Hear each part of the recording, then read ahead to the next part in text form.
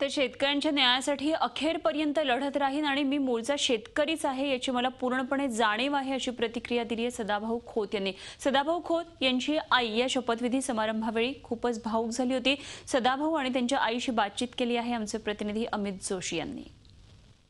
चळवळीतल्या कार्यकर्त्याला अखेर मंत्रिपद मिळालेले सदाभाऊ खोत आपल्या बरोबर आहेत। काय सांगाल, इतकी वर्ष तुम्ही रस्त्यावर शेतकऱ्यांसाठी लढत होतात, आता तुम्ही सत्तेत आलात, आता हेच प्रश्न तुम्ही सोडू शकणार आहात, तुम्ही मंत्री झालेला आहात, काय सांगाल त्याबद्दल?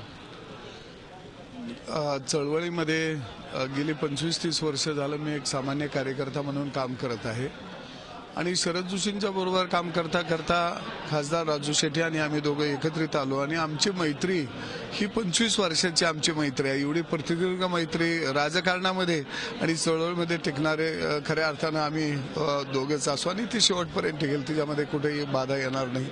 परंतु खऱ्या अर्थाने या महाराष्ट्रातल्या शेतकऱ्यानं आमच्यावर दोघांवरही प्रचंड प्रेम केलं, म्हणजे जसं आई लेकराला तळहातातल्या फोडासारखी जपते त्या पद्धतीनं महाराष्ट्रातल्या शेतकऱ्यानं आम्हाने तळहातातल्या फोडासारखं जपलं। कधीही काही कमी पडू दिलं नाही, कधी घरची आठवण येऊ दिली नाही।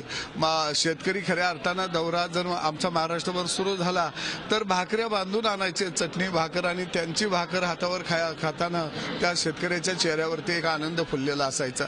पण मला खऱ्या अर्थानं महाराष्ट्रातल्या शेतकऱ्याचं कौतुक करावं तेवढं थोडं आहे की मी इतिहास अनेक वाचले, परंतु शेतकऱ्यानं जीव वळून टाकणारा इतिहासामध्ये एक राजा झाला, तो छत्रपती शिवाजी राजा।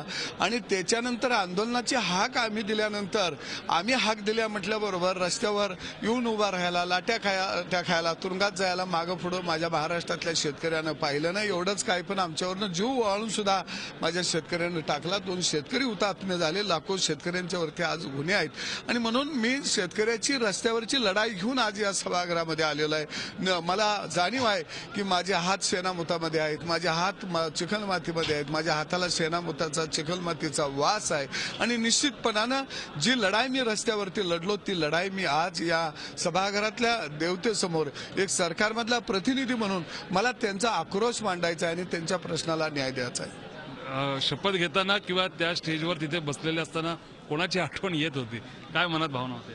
नाही, मी माझ्या आयुष्यामध्ये ज्यांनी पैलू पाडले ते खऱ्या अर्थानं माझी आई आहे, पण माझे वडील आज असायला पाहिजे होते। आई आपल्या बरोबर आहेत। तुमचा मुलगा आज मंत्री झालेला आहे, काय आठवण येते, काय सांगाल तुम्ही? आठवण येते की पहिली गरिबी होती, आता शेतकरीच्या मागणं पळायला लागला, घरी माग काय त्यानं बघितलं नाही। आज पातून 8 रोज घरात, 2 रोज घरात तर 8 रोज बाहेर शेतकऱ्याच्या मागणं लढाई केली त्यानं। आणि का दोघांनी बी आंदोलन करून तुरुंगात गेली तर घरला आली तर आम्ही रडत बसायचं, ही काय पोरं करते ती। तर ती म्हणला मला जन्म दिला शेतकऱ्या करतात, तुझ्या करता दिला नाहीस म्हणला। आम्ही कव्हा त्याच्या वडिलांना मी माग फिर म्हणलं नाही, तांब्या भरून लेकाला घे म्हणलं नाही।